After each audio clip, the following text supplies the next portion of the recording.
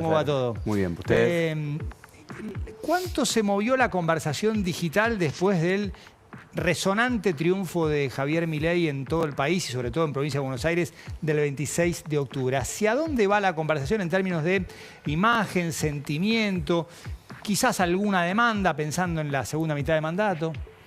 Bueno, algo interesante respecto a lo que fue el mes de octubre y las elecciones del 26 de octubre es que lo que logró Milei en el mes de octubre es revertir una tendencia de 8 meses de negatividad. Es decir, desde el mes de febrero hasta el mes de septiembre la conversación alrededor del presidente había sido principalmente negativa. Durante el mes de octubre, incluso antes de las elecciones, se empezaba a revertir esa tendencia que se profundiza aún más con el resultado del 26. Es decir, el gobierno llegó a las elecciones ya con una conversación que era primariamente positiva, en parte por el accionar de sus propias comunidades. Es decir, sus propias comunidades en todo el proceso electoral lograron generar un volumen de conversación que le permitió revertir lo que estaba sucediendo. Y es interesante que vuelve a tener uno de sus picos de conversación. Esas conversaciones positivas previas a las elecciones, se me ocurre el Movistar Arena, quizás algo vinculado con la intervención del gobierno de Estados Unidos, Scott Bessent, Barry Bennett. ¿Por dónde el gobierno empieza a encontrar esas conversaciones positivas, insisto, antes de la elección del 26 de octubre? Bueno, es interesante porque el Movistar Arena genera un pico de conversación muy alto que incluso, para tener números, supera la conversación sobre las boletas. ¿Se acuerdan que antes de la elección también se hablaba mucho de las boletas? Bueno, ese día lo que se habló solamente en el Movistar Arena fue mucho mayor a lo que se habló durante toda la campaña sobre las boletas. Y ahí empieza el gobierno a sacar de agenda. Nosotros somos una consultora que analiza la conversación digital, ¿no? Entonces podemos ver cuáles son los conceptos que van apareciendo alrededor de determinadas búsquedas, en este caso el presidente. Lo que nosotros vemos es que después del Movistar Arena empieza a desaparecer Karina, empieza a desaparecer Expert y empiezan a aparecer otros conceptos, sobre todo la ayuda del salvataje que le da Estados Unidos. Entonces sí, Estados Unidos no solamente le da una ayuda en términos financieros, sino que le permitió revertir y cambiar la agenda de cara al final de las elecciones. Los argentinos no votaron conversando sobre temas que le eran principalmente negativos al presidente, sino todo lo contrario. Y esto, mirando en retrospectiva, no digo que es la causa de la victoria, pero tiene más argumentos el triunfo, sobre todo después de ese 7 de septiembre con 14 puntos de desventaja en la provincia de Buenos Aires. Vamos a unas placas que tenemos. Vamos a empezar con la imagen de Javier Milei. Ese es el primer tema que Kevin va a desgranar con datos, conceptos y contexto. La imagen del presidente pre y post elecciones. Mirá. Bueno, acá vemos un crecimiento de casi un 13% en la positividad post-elecciones.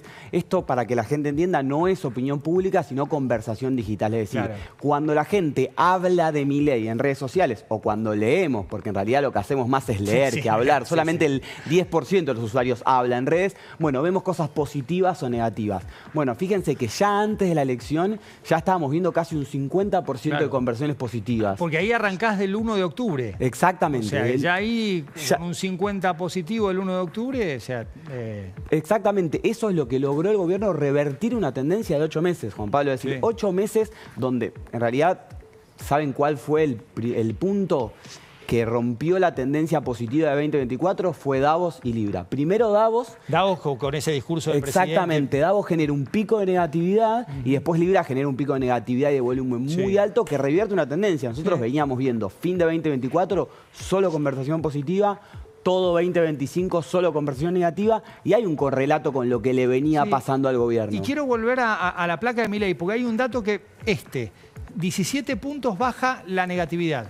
De 42 a 25. Aumenta la neutra, sube la positiva, pero me parece que a la hora de analizar elecciones, sobre todo la conversación digital, tener un 25% de negatividad, donde la gente tuitea para putear, disculpen mi francés, o sea, hay muchas más expresiones negativas que positivas.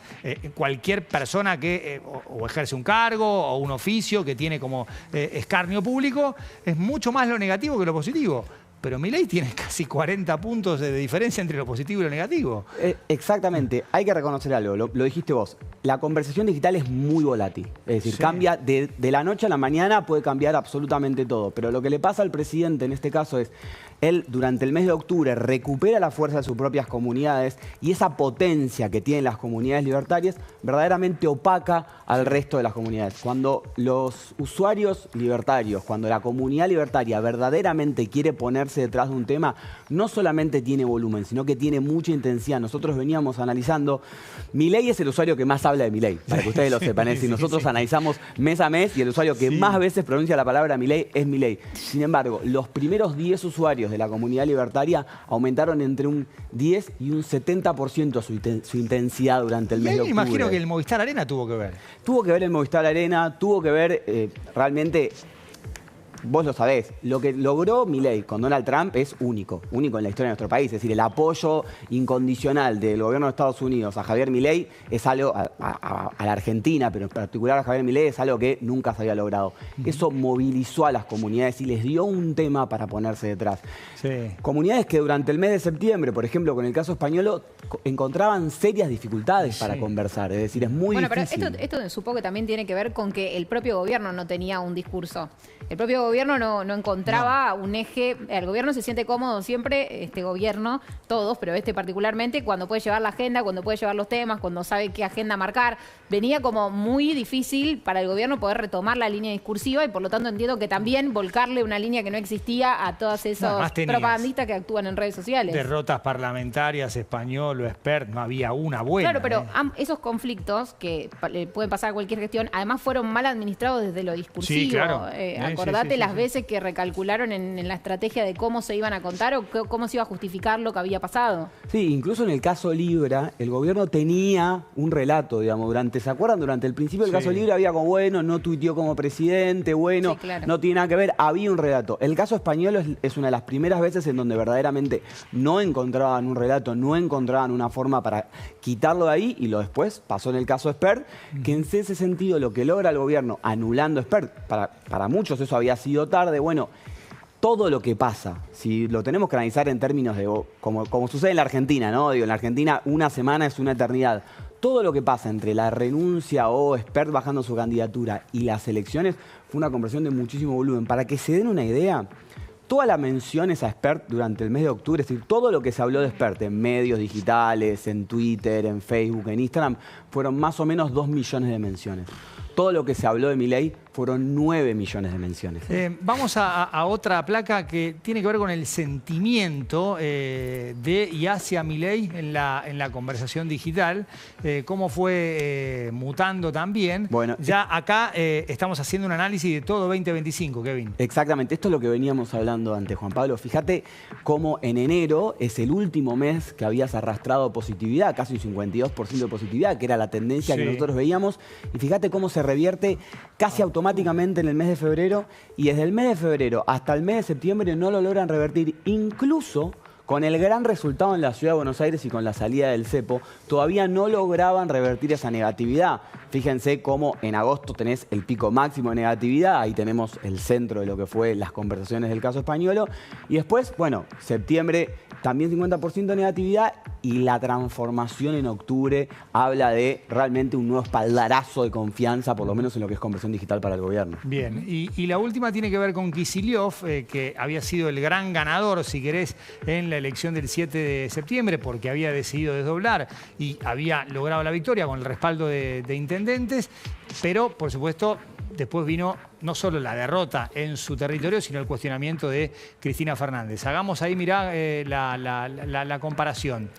Bueno, es interesante lo que sucede con Kicillof, porque Kicillof logra algo que hasta ahora ningún otro dirigente peronista había logrado, que es competir con Cristina Fernández de Kirchner en términos de volumen. Es decir, todo lo que se habla sobre Kicillof en muchos meses supera a todo lo que se habla de Cristina Fernández de Kirchner. Es decir, logra quitarle centralidad. Lo que todavía no logra, que en algunos momentos sí logra Cristina Fernández de Kirchner, es poder establecer una agenda propia en ese volumen. Es decir, generalmente Kicillof queda a merced, por así decirlo, tanto de las cosas que suceden en la provincia como de los ataques de la comunidad libertaria y en este momento con los ataques de la propia interna. Es decir, todavía Kicillof, si bien logra tener el volumen, no logra instalar temas en agenda y tiene otra dificultad, que eso es para más adelante, que es que comparte comunidad con la expresidenta. Claro. Es decir, las comunidades que hablan sobre Kicillof en muchos casos son los mismos usuarios que hablan sobre la vicepresidenta, la ex vicepresidenta. Entonces, en ese sentido, la interna se le complica y esa es la dificultad que tiene Kicillof, pero es muy interesante ver que por fin, o en realidad por primera vez, vemos otro dirigente del espacio peronista que logra por lo menos competir en volumen. Kevin, ha sido muy claro y muy amable. Muchísimas gracias. Muchas gracias a ustedes. Julieta Nassau, tenemos que hablar de ciclón en Brasil.